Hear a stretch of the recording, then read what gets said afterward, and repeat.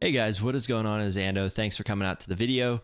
And today's video is going to be about the top 10 GAC core teams video. Now, we created one of these like 2 years ago, last I checked. So I wanted to re-update this as the game has obviously changed quite a bit. Given that this is also kind of a video from my perspective, you guys can see here, I am 12.1 million GP. Sometimes I can't even believe that I'm there.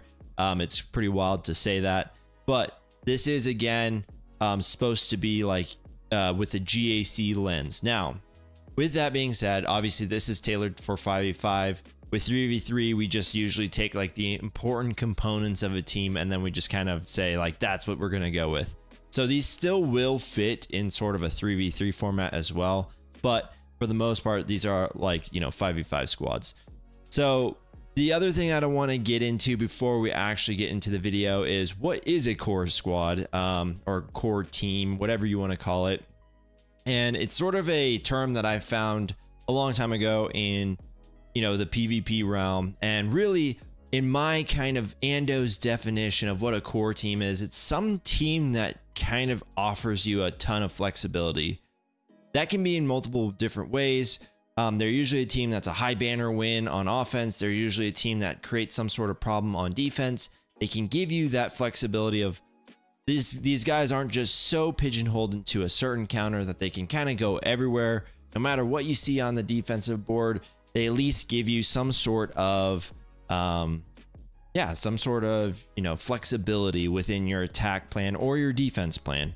So and then yeah, the last time I created this, actually there was maybe Omicrons had just come out, but you guys are gonna see like there's a lot more Omicrons on here from the last time. So down here I've kind of ranked them as well, like a very like rudimentary ranking system. So right here I'll tell you right now, we have not rated or ranked the Dark Trooper Moff Gideon team. We have not rated or ranked the Bo-Katan Mandalorian team. One, they're not like super widely accessible right now, and two, they have both basically seen times where our biggest, you know, exposure to them, they've had datacrons magnifying them. I kind of want to like make this something to where we don't have that be our only, you know, snapshot of what they can do. So for that purpose and that purpose alone, we are sort of kind of still feeling them out, right? So I haven't rated these guys yet. I do think that they're going to be on here.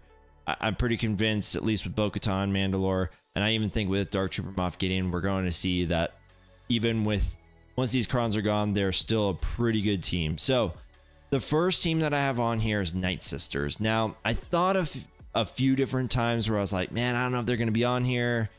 You know, they had a datacron that really boosted them up. It was really fun. But you know, they are just again one of those teams where a lot of times we're just really kind of taking advantage of bad AI. But that being said, they are usually still a really high banner win if they can win. The one reason why they're starting to fall out a little bit is we're seeing more and more teams that have dispels on basics, you know, so any calls to assist, those things are going to kind of at least get zombie not taunting. And then you've got stuff like, you know, non-revives. Those are huge against this team, you know, like thinking of like the Seer team and stuff like that, if they've got the special Omicron for that. So they're starting to fall out a little bit. Marin is great though. She's what has made this team be a 65 banner win team. Before her, they were just sort of like, maybe a 60, you know. But they are starting to fall out. There was a lot of teams here too, right at the what I was thinking of, like Imperial Troopers. There's quite a few teams that kind of meet this criteria right here at the end. But for number 10, I'm gonna go with Nightsisters. For number 9, I'm gonna go with Bad Batch. This, if we kind of go into the core definition of what a core team is, I think Bad Batch is what makes a core team a core team. Like they are the exact thing that makes core teams, which is if there's any buffs on any teams, you just need Echo to take a turn. If Echo can take a turn, if Wrecker, so long as they don't dispel him, and as long as you can take a turn, you stand a fighting chance to kill that squad. And that's what I love about Bad Batch. This is obviously a team where I've wanted to put more relics on them, not so much Omega. She gets enough hate as is, so I won't go too much into it, but especially with Marauder coming out, these guys are really good. The reason why I haven't done it, and this feels so bad, but is because they're really good at what they do. They a lot of times don't need the relics, so you just sort of start siphoning them off into other people that you quote unquote need. But I'm telling you right now, Bad Batch is a very good squad still. And like I said, the kind of key indication that you really need is that Echo needs to take a turn. If you get that done for a large majority of the time, you are going to win the fight, and you're usually going to win it with pretty good banners as well. Okay, so now number 8 here is going to be Jedi. Now this one is sort of a influx kind of squad. Jedi are probably one of the most pick and choose factions that you have available to you. Sometimes you're not going to have Jedi Knight Revan with to pick from, and then that really kind of affects the squad. Sometimes you're going to want Jedi Knight Cal Kestis in here. Sometimes you're going to want Jedi Knight Luke Skywalker. Sometimes you're going to want GMY in here as your attacker or your damage dealer. Again, the big thing of this is that this is a very flexible squad still. It's kind of funny, whereas like Bad Batch, you just need Echo to take a turn. Sometimes with Jedi Knight Revan teams, or Jedi in specific, but specifically Jedi Knight Revan, you just need someone to die, so that way you proc Savior, you can swap and cleanse and do all the things, and then you stun, AoE stuns, everything.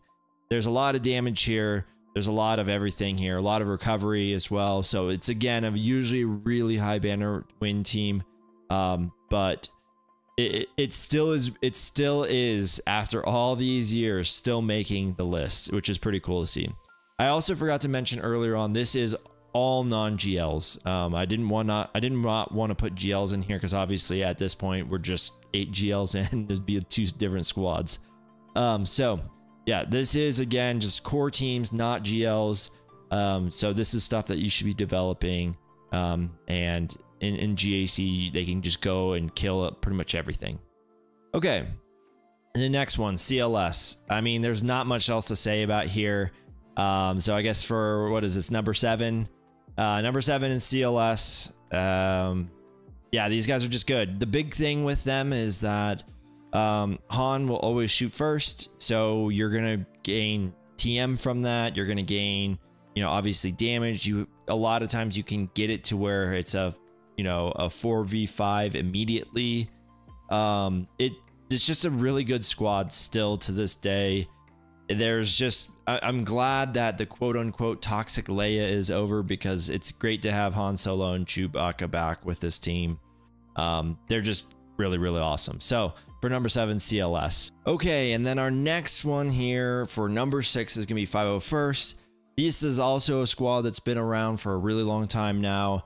I really hope they get some sort of Omicron that kind of like reinvigorates them. But for right now, I've left this 5th spot be open. Obviously, it traditionally was held by ARC Trooper, but by now, actually, a lot of people are switching over to Old Man Rex, aka Captain Rex, and he adds a new flavor to that squad. He actually usually helps you with defeating the counter, which is CLS. So you have to try to bring in something a little bit more expensive in against him. But at the end of the day, I think the big thing with him is that he gives you a lot of flexibility on offense and defense. The problem with him is that there's no real banner recovery. So you're kind of just going to be holding, a bad score, quote unquote, which is why he's traditionally been on defense. He is also slowly getting figured out. Those Mandalorians, the dark side ones, they're kind of a cheap way if you can kind of get around some of the dazes and stuff. But again, Krex will help solve that. So yeah, for right now, I think 501st still stays in there. I really do hope they get like some sort of Omicron that kind of reboosts them a little bit. I can understand though it's tough because they they're already so good and they can kill so much and they can kind of punch up in many different ways. But yeah, I think they could do with some sort of you know, boost into their squad if they want to continue to be here. So next one is Malgus. So this is actually another good, you know, example of a team that was kind of falling out of favor. We, you know, with Darth Revan lead, we had, you know, bounty hunters that were killing them. We had Imperial troopers that were killing them. There was just a lot that was going into that, and it was creating this team that sort of was dwindling. And then all of a sudden Malgus came out, right? And it's right back up there right now. You know, a lot of people are using GLs to kill it. A lot of people are using, you know, Jedi Knight, Cal Kestis to kill it. And so this team is going to be up there. It's obviously one of our first Omicron teams that we have on here. And it's very good. Now, I've put Sith Marauder in there. He's fine. There's also, you could say like Talon's in there. You could say, you know, Set is in there as well. This team kind of fluctuates as far as personnel goes. One guy that does not belong there is HK47. I can't believe how many people actually put that in there, but just so you guys know, you know, you guys need all Sith in here, preferably all Sith Empire. The only Sith that really can kind of mitigate that is Talon. So with that being said, is actually Trea. Now this is our first double Omicron team. If you're really crazy, you'll go triple Omicron, but you really don't need the Darth Talon one. So Darth Trea, when she came on the scene, she's just amazing. She was killing Lord Vaders. Obviously they had to go in and add the GL clause. This team though still is pretty strong, even with the GL clause. I mean, there's not a lot of teams that can kind of stick with Trea. I will say sometimes you will end up with a lower Baroness score, but I mean, right now I think that this team is just fantastic. It's well worth the double Omicron investment, in my opinion. And so, yeah, I think, you know, like this is another team where you just bring it in, you kill the team.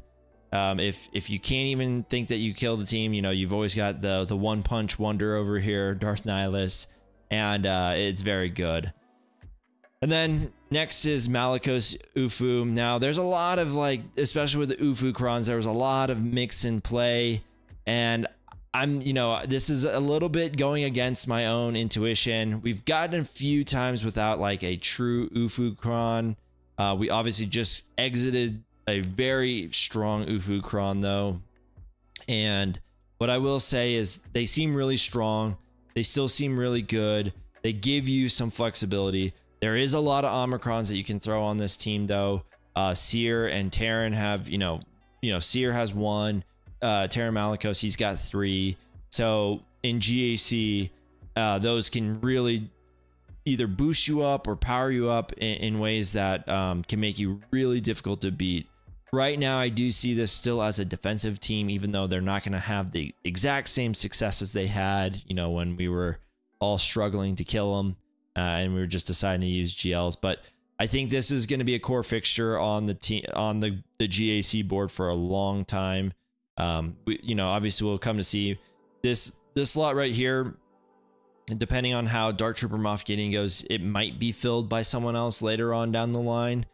Crew is really there to protect against Padme. It can still work, obviously, but for right now, it's the best guard against Padme.